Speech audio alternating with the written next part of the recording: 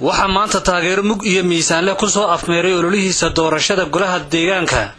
urur siyaasadeedka wadani oo kamid ah urur siyaasadeedada lagu tiriyay inuu kamid yahay ururada ugu miisaanka badan isku soo baxyada ololaha doorashooyinka Soomaaliland muddadii bisha ahayd ee ay socdeen isku soo baxyada ololaha doorashooyinka golaha deegaanka ee Soomaaliland. haddaba taageerayaasha murashaxiinta urur siyaasadeedka wadani uga sharaxan degmada Boorama ayaa ku muujiyay fagaaraha ololayaasha ee magaalada Boorama mugga iyo miisaankooda taageero ay ku leeyihiin caasimadda gobolka Awdal ee magaalada Boorama. Cabdikariim Muusamaad ku soo dhaw waxa maanta ay muuqata in urur siyaasadeedka wadani uu ka gudbay ururnimadii oo uu gudbay xisbi qaran markaan arkin taageerayaasha baaxadda leh taageerayaasha mugga iyo miisaanka leh ee halkan u hortuwan taageerayaasha urur siyaasadeedka wadani oo lulaya sawirrada murashaxiinta urur siyaasadeedka wadani uga sharaxan degmada Boorama ayaa jidadka waaweyn ee bartamaha magaalada Boorama ku maray socod gaadiid iyo ciyaaraha hidaha iyo dhaqanka ee tirtirfaha. waxa kale oo xusid mudan in murashaxiinta qaarkood ay wadooyinka ku marayeen iyagoo u fuushan geel isla markaasina lulaya calanka orange-ka ah ee astaanta u ah urur siyaasadeedka wadani iyo sawirrada murashaxiinta Xaaji Maxamed Cabdi Gaafani. dhammaanba murashaxiinta urur siyaasadeedka wadani uga sharaxan degmada Boorama ayaa ka codsaday taageerayaashooda inay codkooda siiyaan maalinta codbixinta ee 28 bisha Noofambar oo ku beegan maalinta Arbacada ee toddobaadkan.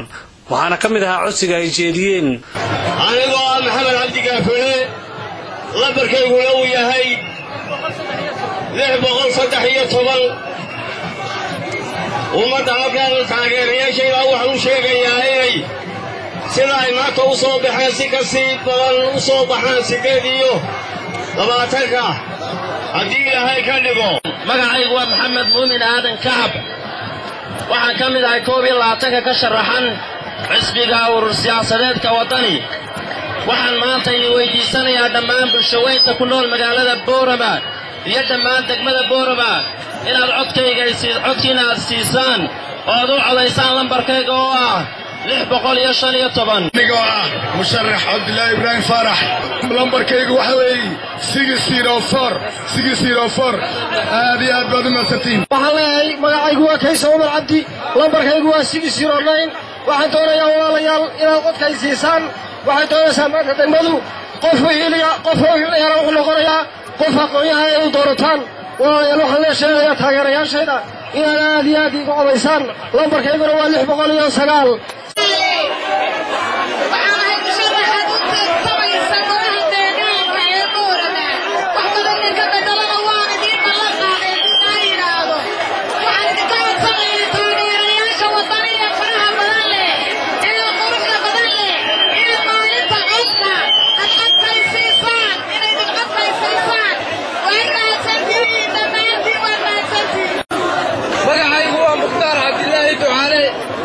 lambarkaygu waa 617 kana tirsan ururka wadani. haddaba taageerayaashayda waxaan u sheegayaa maalinta inoo hadhay ee 28 bisha in 617 aad ku codaysaan. bismillaahi raxmaani raxiim anigoo ah Yuusuf Daahir Ibraahim lambarkayguna yahay 620 waxaan taageerayaashayda u sheegayaa inay maalinta 28 bisha codkooda ay siiyaan si fiican u soo dareeraan. saasaan yaalahay Maxamed Cabdi kana sharaxan urur siyaasadeedka wadani lambarka lagu codeeyay waxa weeye 614 waxaan soogaay waa guul. aygu waa Xasan Saciid Guuleed lambarkayguna waa 619 maalinta waxaan ka codsanayaa in sida maanta u soo baxeen si ka badan ay u soo baxaan wala salaamad. soo kala siyaasiyiinta kala Dr. Axmed Buuxana Dr. Cilmi Maxamuud Nuur Ambassador Maxamed Cali iyo gudoomiye ku-xigeenka urur siyaasadeedka wadani Axmed Muumin Seed ayaa iyaguna dadweynihii isku soo baxay u jeediyay khudbado kala duwan waxaana ka mid ah hadaladii siyaasiyiintaasi. maanta waa yawm nasri waa yawm fadhi waxa weeyaa waa yawm Ashura waa 10 bisha Muharram muuqaalkaasna uu muuqdaa guushiina way ku xigtaa insha Allah ururku ku noqonayay xisbi qaran isaga waxsanayna wadani u hodeeya wada jirka ummadeena wadani u hodeeya horumarka wadankeena wadani u hodeeya wadani codka siiya bala sawmaha wa salaamati marka beertu bislaato waa lagu bari goyni baan dibina ugu heesnaa waxaanu idin ballan qaadanaa 28ka markaad qalinka iyo warqadda isku qaadaan ee aad waraaqaha taageerayaashiinna oo dhammiba aad ku buuxisaan waddani in marka waddani soo baxana la ballanqaadka iyagu uu yahay in laydin bari gooyo waddani ha noolaado Soomaaliland ha noolaato Soomaaliland ha noolaato waxaynu u soconnay 4 cisheen banaanbaxayna waxay ahayd 28 bisha oo la eegi doono xuduudeena iyo quwadda aynu magaalada ku lahayn oo ah sidaynu codka u soo saarno waxaan ilaahay ka rajaynayaa inuu waddani noqon doono ururka kaliya ee Boorama lambar 1 noqdo haddii ilaahay yiraahdo waayo xuduudeena ayaa muujinaysa guul baa ilaahay niga rajaynaya guulaysta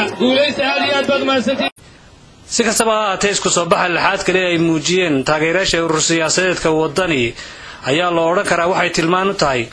inuu kaalinta ururnimo ka gudbi karo ururka waddani haddii sidaas loogu soo baxay ololaha doorashooyinka loo siiyo murashaxiintooda codka taasoo natiijada laga ogaan doono waqtiga ay dhacdo codbixintu ee la soo saaray natiijada tirada codadka Hashim Sheekh Cumar Good Somali TV Boorama.